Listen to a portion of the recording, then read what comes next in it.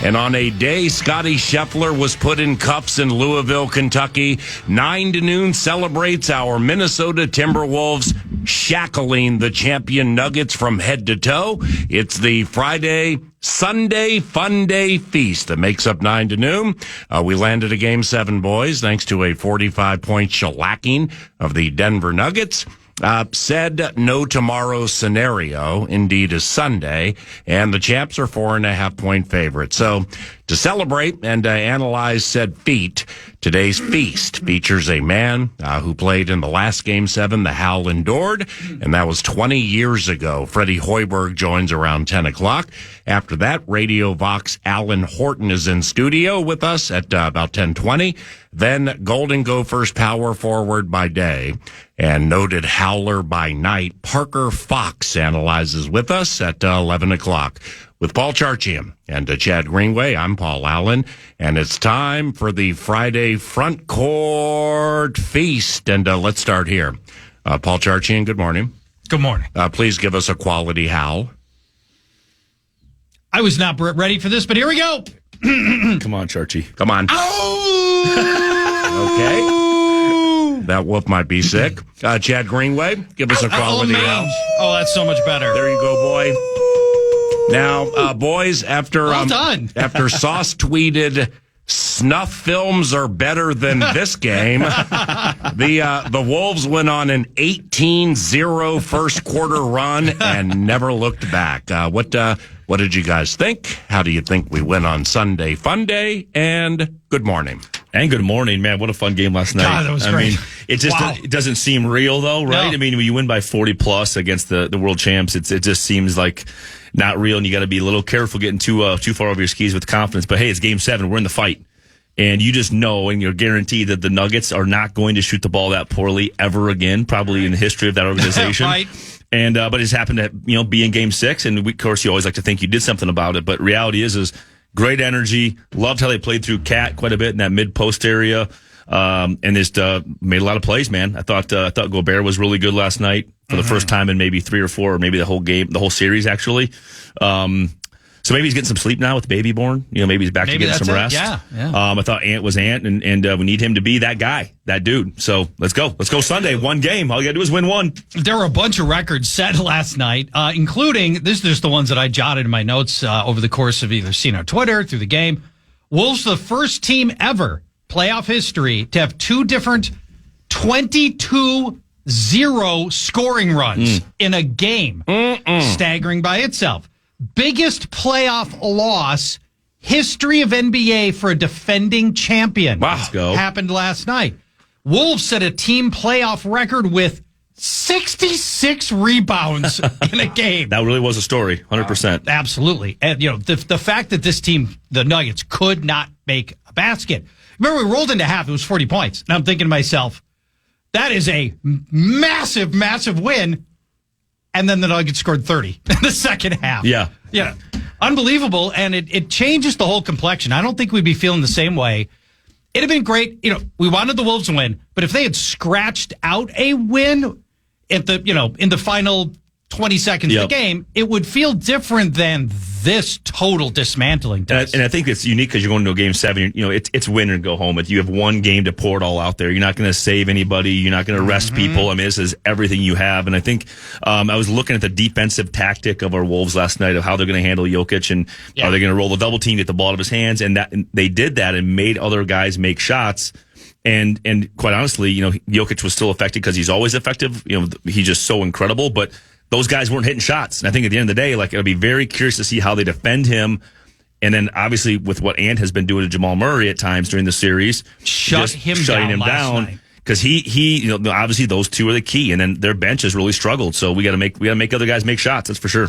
When Jaden McDaniels makes his shots, man, everything feels so different because you know what you're going to get from Jaden defensively. But when he can help, was it 21 last night for Jaden? When he can help offensively the way he does, so lethal with the corner 3, man, the whole offense just feels so much more rounded out when Jaden participates. And, Jaden was offensively much better in games 1 and 2. And I just think there's a real correlation between his scoring output. Yeah. And the Wolves winning. And his defense getting his offense going. I mean, he had those Nuggets in a straitjacket, man, and getting that offensive game going off the 21, like you said, Charchie. It was on 8 of 10 shooting, 3 of 5 from 3, and I just can't amplify enough what you said.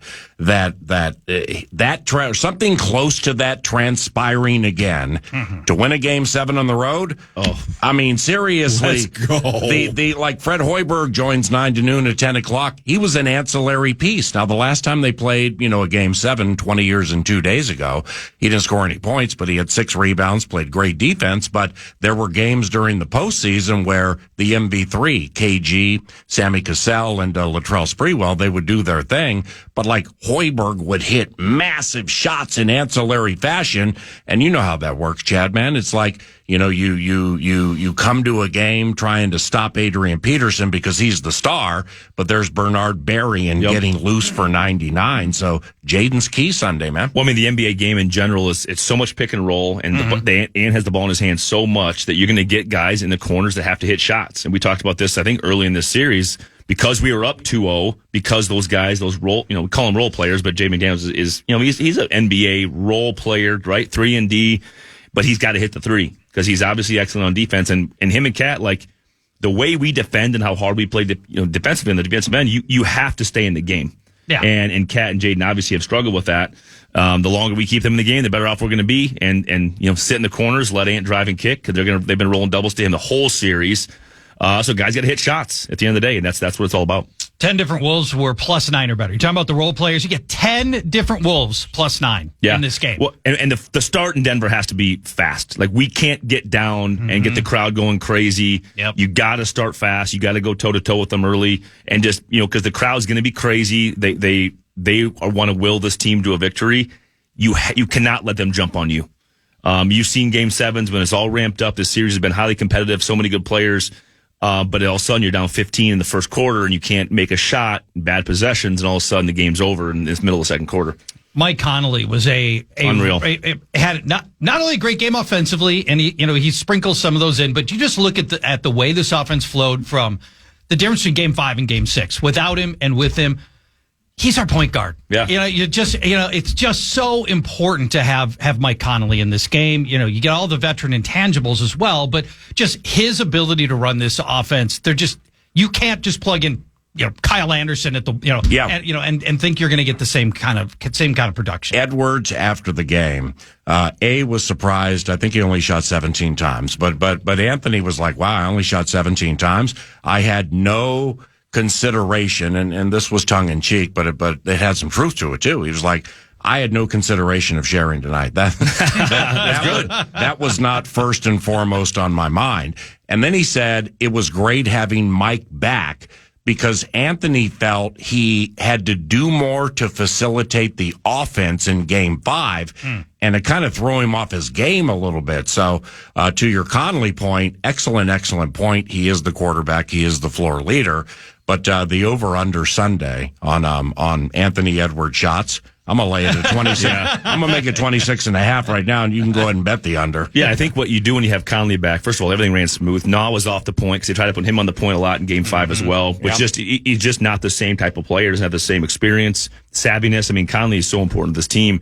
But what you're going to do is he needs to identify when he's getting one-on-one coverage and then find the double team, right? And that's what's going to continue to roll at him. But when he gets chances in transition where he's one-on-one, there's nobody stopping him potentially in this league one-on-one in transition downhill. I mean, he's just so athletic. So he's got to look for those chances and get out and go. And that starts with defense and rebounding and going.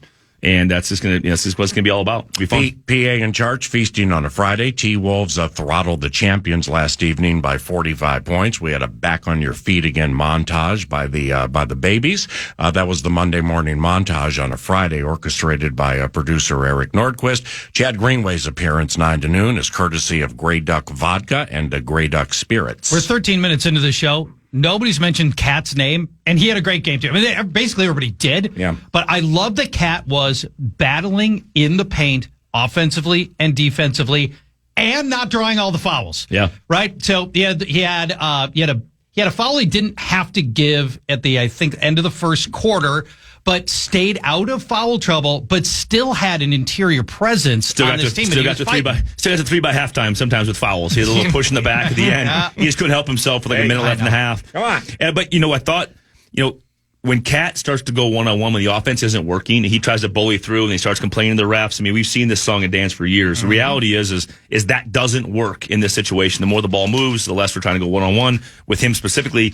Let's be honest, what he's talked about the most with his own game is the big man can shoot it. We all know this. His stroke is unreal. So we need to get him into situations where we can stretch the floor, let him hit shots.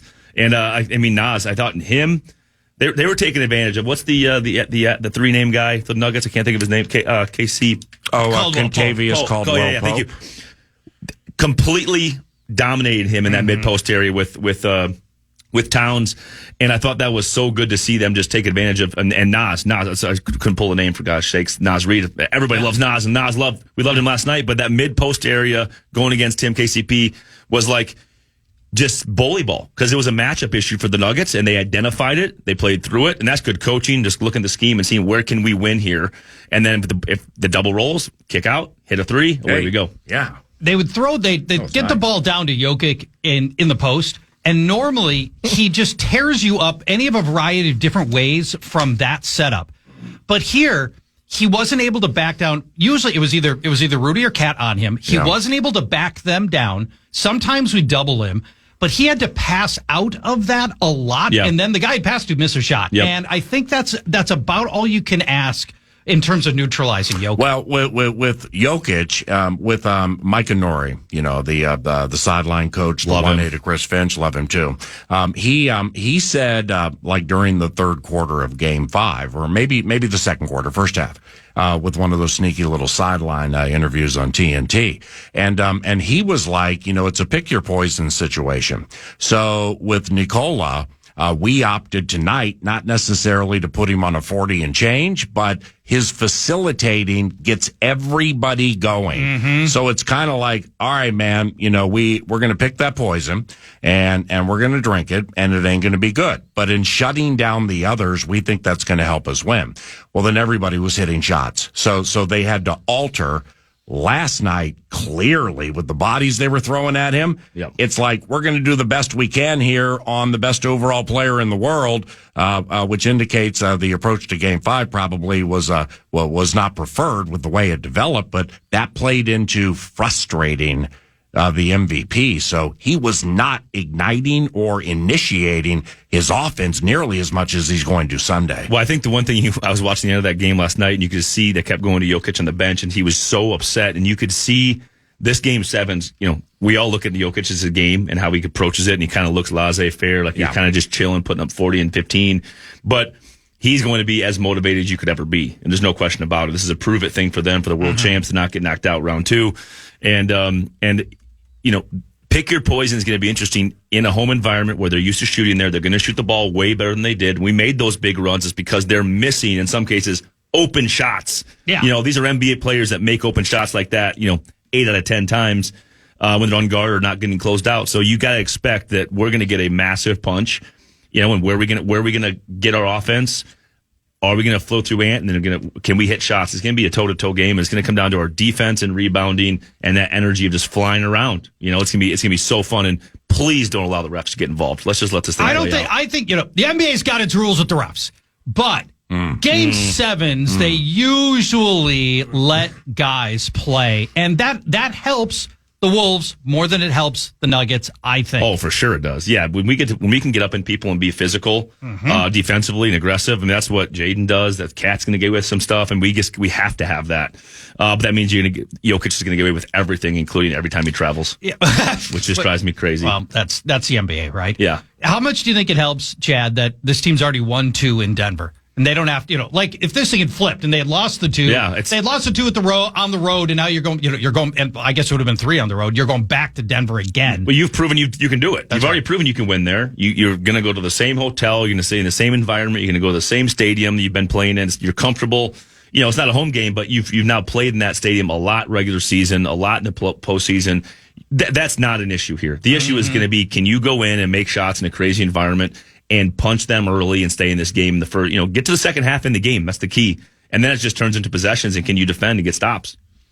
This series, the way it's come down, with the 2 road wins and then losing 3 and then taking 1 back, has happened 13 times in NBA playoff history. The team that won Game 6 has won 10 of the 13 Game 7s. It is a pattern, 2-3-2. I mean, it just kind of, we like patterns. Come on, yeah, World. Let's tilt our direction. A Game 7 on the road, you talk about maturing quickly with an organization and a team. Yeah, great point. And can your young superstar go into that environment and do what he does? I think it's a moment here for these Wolves. And again, you go in there and lose. Great season, great run, great series. My goal, and I think we talked about this, was this team should get to the Western Conference Finals. That was the goal for me. That was the level. That's the goal. And now you look at it, like, if we can slay the Nuggets in Game 7, you're going to the finals. Right. You're going to the finals with all the confidence in the world that you can win against either of those teams. Most people feel like these are the 2 best teams in the Western Conference. Well, I think that's because OKC has shown some cracks now against the Mavs. And I think nobody had really seen that before because they go through the regular season. They played really well. They have the best record. And we're competing toe-to-toe all year long. They didn't back down from anybody with this young team and young roster. But then again, you get into the playoffs and then a little more experience takes over and they've struggled a little bit, which I think people were surprised by. There's that series is 3-2. We're hoping that one goes to 7-2. So they got to drag that thing out. And I nicely that they're 1 game ahead of us, or I guess behind us, which way you look at it. But, we're playing our Game 6 a day before they're playing their Game 6. So maybe the rest thing, looking ahead. Yep. The Wolves win. Hopefully they're getting a team that's at least on equal footing in terms of rest. Yeah. It just goes to show you guys, winning's fun. Come on. I mean, we're talking NBA. This is fantastic. This is just fantastic this time of year. When Nordo and I departed yesterday, we were in lockstep with the same thought. Not ready for this to end. Yeah. I mean, because it's been such a high-end fun talker out of nowhere. And, if the Minnesota Timberwolves lose Sunday, at least the fans got the opportunity to see the 45-point victory, one of the most, if not the most significant wins, maybe second to that Game 7 20 years ago against Sacramento in the history of the team. And the arena was super loud. Mike Malone, coach of the Nuggets, had really good things to say about the fans as they departed yesterday. But I feel good for these fans, man, because I was at games 3 and 4, and they were just disasters. I mean, they were disasters middle of the third quarter. And, those who attended last night, man, I feel good for those people. They got to see that victory. I think when you look at those games 3 and 4, and you look at, from my perspective of being a pro and like being in that, never been obviously in that situation, only played a few playoff games, but what shifts from games 1 and 2 to games 3? Is it a mentality? Is it just Denver coming in and say, we're the champs. We're going to come and act like the champs and we're going to hit shots. Like, you just look at the teams from game 1 and game 2, and you look at the games from our team from game 3 and game 4, it didn't look like the same organization we're talking about. And it was defensive energy. It was rebounding, just flying around and making plays. This team has gotten that way because they play so hard in situations where typically we're watching games and it's only for the playoffs. But this team has been built this whole season that way, making extra effort, defensive rotations, flying around, getting rebounds, getting tip outs. And I think the one key for this series where we got the dip was Gobert. And I felt like Gobert got torched a little bit in games 3 and 4. Being the defensive MVP is you got to be that guy in game 7. You have to be. Rudy played like a man last night who had seen, heard, and read, whether they're accurate or not, all of the complaints about his offensive rebounding or lack thereof and overall game. And he went full stifle tower on the bit, man. I mean, he jumped a route. He jumped a route by half court, like in the third quarter, trying to tip it away and dribble down and dunk, trying to steal it from Aaron Gordon. So he was on his game. One player, sadly, I mean, this is a sad story, who is way, way, way off his game. And it's understandable. Michael Porter Jr. I mean, in the last 3 games, he shot 7 of 23, 3 of 13 from 3, and that's his calling card. And in the last 3 games, he has 18 points, probably because he has 3 brothers. One brother, Coban Porter, is currently in the Colorado Department of Corrections. He was put there within the last couple of weeks for 6 years due to the fatal crash, January 23rd, of somebody by Denver University. His other brother, Javon Porter, was arrested May 1st on suspicion of DWI, And his other brother, Jonte Porter, who played for the Toronto Raptors, he just received a lifetime ban from the NBA for fixing a game. Oh, so my all of that Lord. has happened within the last month. So, I mean, if Michael Porter Jr. is not playing with a clouded mind and or a heavy heart, then God bless him. But he has to be. I mean, he's way off his game. I didn't know that. And by the way, at all. props to Mike Malone for letting my man play through it, try to push through it. Try unsuccessfully. It's aiding the Timberwolves because he's been terrible. Aaron Gordon has picked up some of his slack, but in stretches. But again, seriously, man, one brother just went to prison for 6 years for a fatal crash. Another brother got popped for a DUI May 1st, and another brother, it was a prop wager. It was like an over-under on his rebounds was 1.5 or something at the online sites. And he came into the game, played about 5-7 minutes a game on average. Jonte Porter for the Raptors came into a game, played like a minute and a half, tapped out, bad neck. No. People closing on prop bet unders all over the country. Yeah. So he shared information. Look, this mug's going to go under, and I'm going to tap out with a neck. And he got caught. So he's banned. So all of that's on Michael Porter Jr.'s heart. Are you kidding me? Where did you deep dive this? The news just kept coming. Oh. I mean, the Jonte Porter news broke during 9 I saw to that, noon. yeah. So we're all over that. So then I just I knew one of his brothers recently went to jail. So then I Googled it, and there was another brother with the DWI. I mean, man, with this Porter. What's Christmas going to be like, though? Yeah, no kidding, right? Thanksgiving, somebody's getting the gizzard. Can we cut the gizzard up into 3?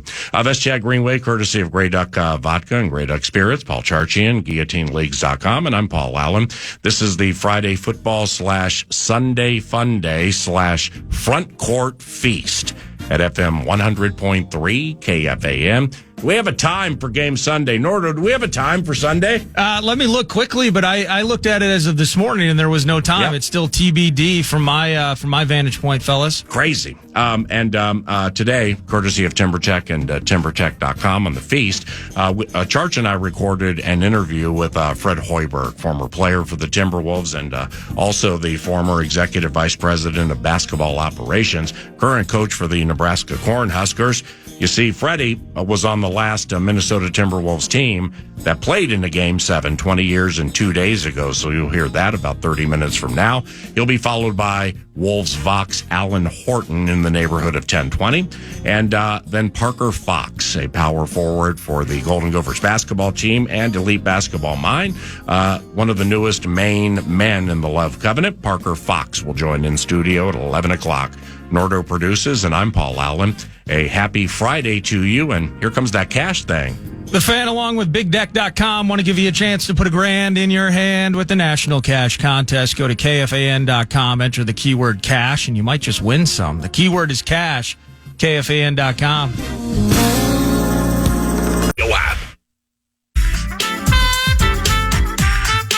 Hey, check this out. You've heard us giving away tickets the last couple of weeks, and it is the Unreal Celebrity Softball Game. It's presented by Choice Bank, and it benefits not only the Thielen Foundation, but also the Ham Family Foundation. And it's the Celebrity Softball Game that's May 30th at CHS Field. Keep listening 9 to noon. Not now, but I am going to be giving away 3 pairs of tickets between now and the end of the show. So stay tuned to the feast and an opportunity to go check out Celebrity Softball at CHS Field. Gratis. Gratis.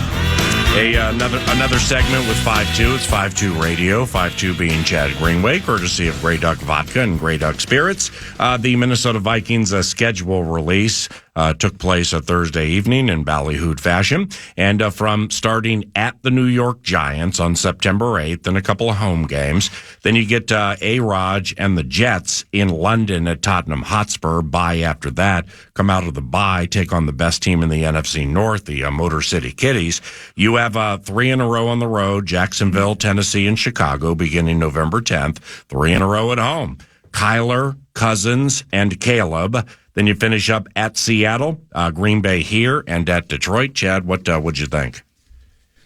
Well, you like to start. I don't like giving up. Is that so? That's us giving up a home game to the Jets in London? Yep. Oh, that's the L. I hate that. Yeah, I don't like that at all. That's an L all day long. Yeah.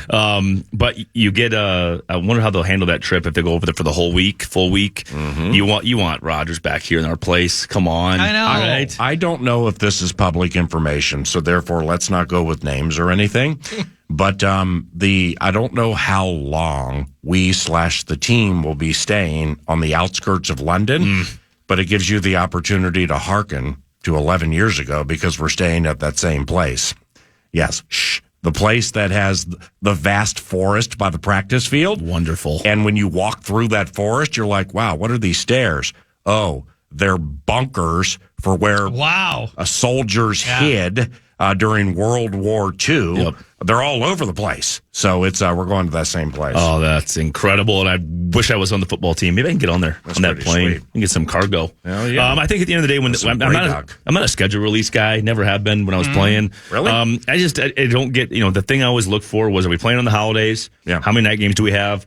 No holiday games for once. You didn't like holiday games because you had kids and you're going to be gone. Although you do like playing on Thanksgiving, that was fun. Unless there's a 75-minute Aretha national anthem. Yeah, and then I think it was 7.5 minutes. Is we love noon games. We love noon home games. Yeah, because then we get to be home, and then you have a regular week and no cold weather bits late. No cold weather bits late. Those are the things you kind of look for. Yep. Green Bay at home. At Detroit, I think that thing's heated in the winter. That's aggressive. So that's good. But yeah, Green Bay home at Detroit to finish. That's a tough spot to be in. And I'm so curious. More concerned with our football team and how we're going to look and where we're going to be, and so many questions that have to be answered going to off season into the training camp.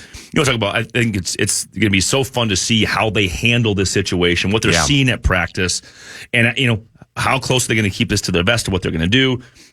So many talkers there, but the 3 on the road and then the 3 at home in the middle, in the meat of this schedule, you hate going on the road 3 times in a row. I mean, that just there's no breaks in between there. It's week after week after week.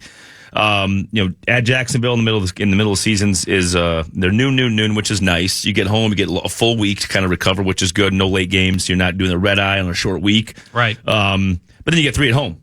And you look at those games, and the NFL home games are you have to win 90% of those games. You just have to for your record to be 500 plus, and then win half of them on the road. I mean, that's how you look at it, right? So you look at those games: Cardinals, Falcons, Bears, all winnable games at home.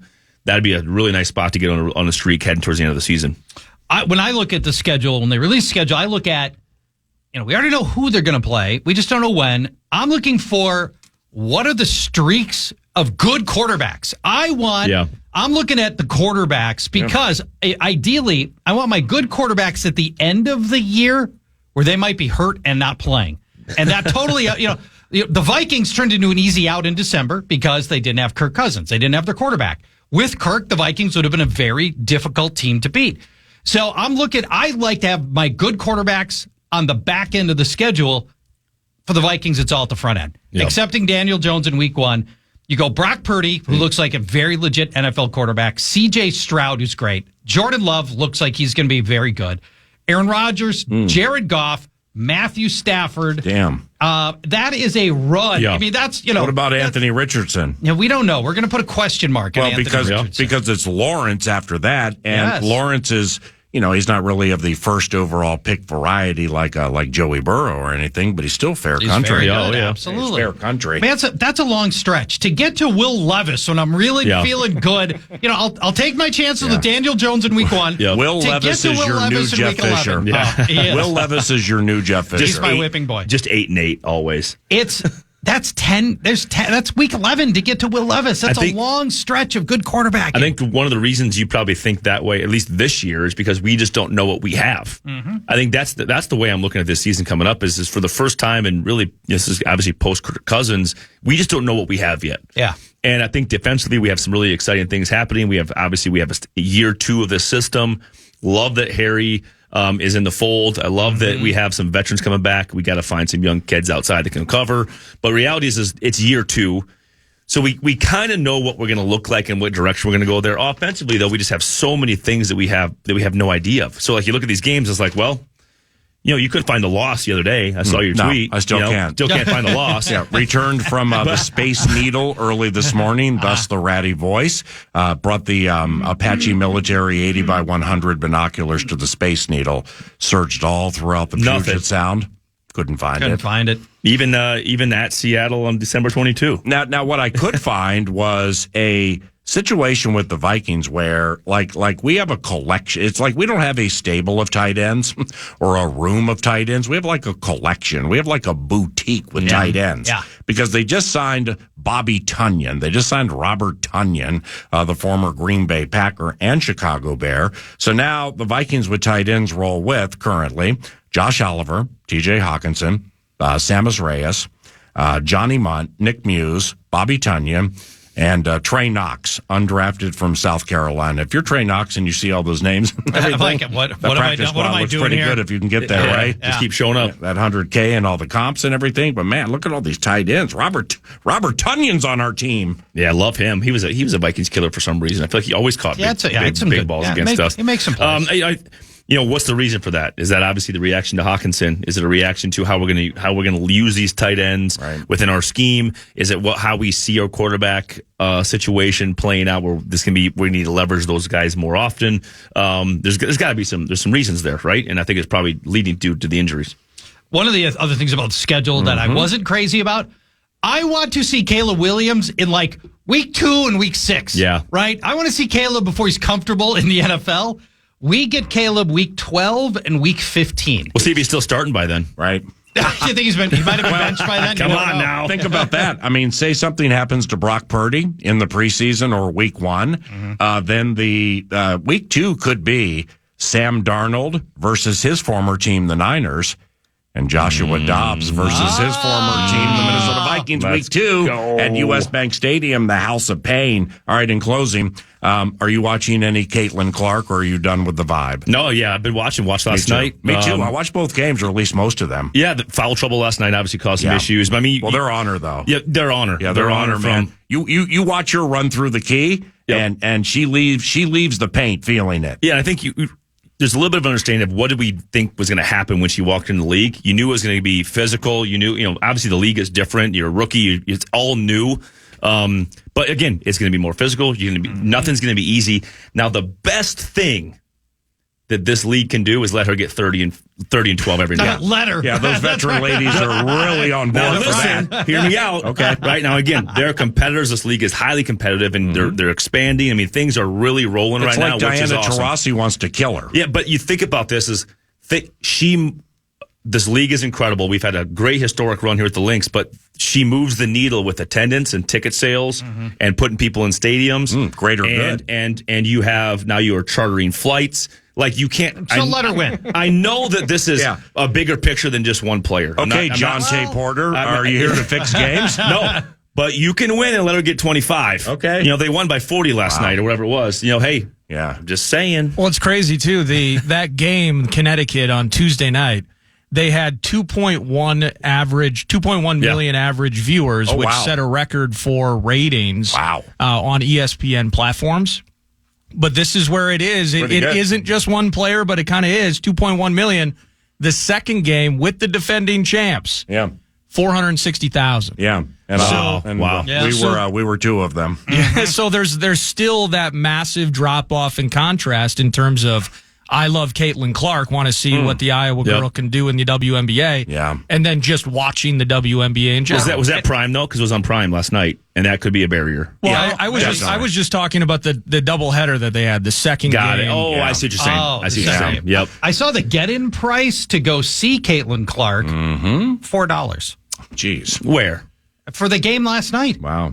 Or was it the night before? Whichever. That could have been average. Last You're saying you could have got in for $4 the at the get-in end. price for tickets was $4. But that wasn't the average price. That wasn't the average. No. That was the cheap price. Yeah, But don't give us that journalist jargon. Like, $4 to get in. Yeah, I mean, at the end, we're trying to fill the 17,000 seat. He's setting the narrative. Yeah, he said the term "get-in price" is a known He's a term misogynistic that pig. means- Pull his credential. They're gone. Sorry.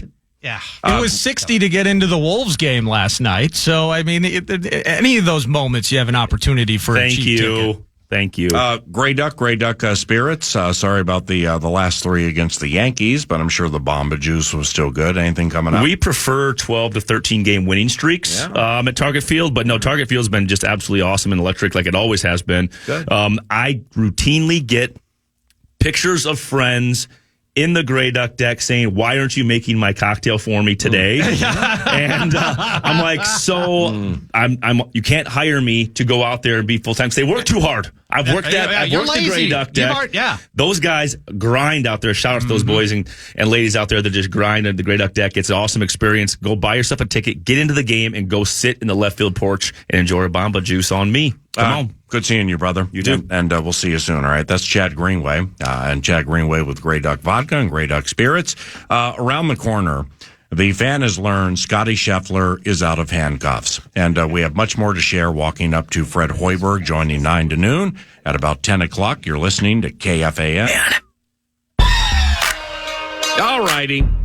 Now, regarding the Minnesota Timberwolves and Sunday, you see, the Knickerbockers play Fred Hoiberg's first team, the Indiana Pacers, this evening. Knockout game. It's a knockout game. If Mama said Indy knock somebody out, I'm going to knock you out. If Indiana is able to close on the New York Knicks this evening, that means the Timberwolves game will be 2:30 on Sunday. The Life Changer, 2:30 p.m. on Sunday. If the Knicks beat the Pacers. If Knicks win, other way around. 2 All right, 3-2. If the Knicks beat the Pacers and sans OG Anunoby, stave elimination, the Life Changer for the Howl is 2:30 on Sunday.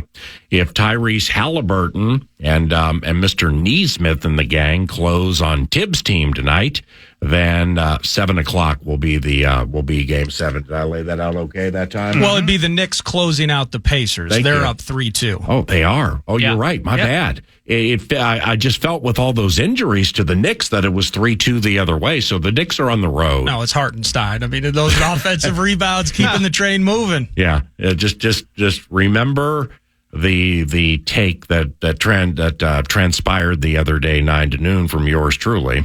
And we're going to put it in a box and put it in the ocean, and nobody's ever going to hear it again, about Gobert, Hartenstein, and Gobert. Yes. So anyway, let's just do it this way.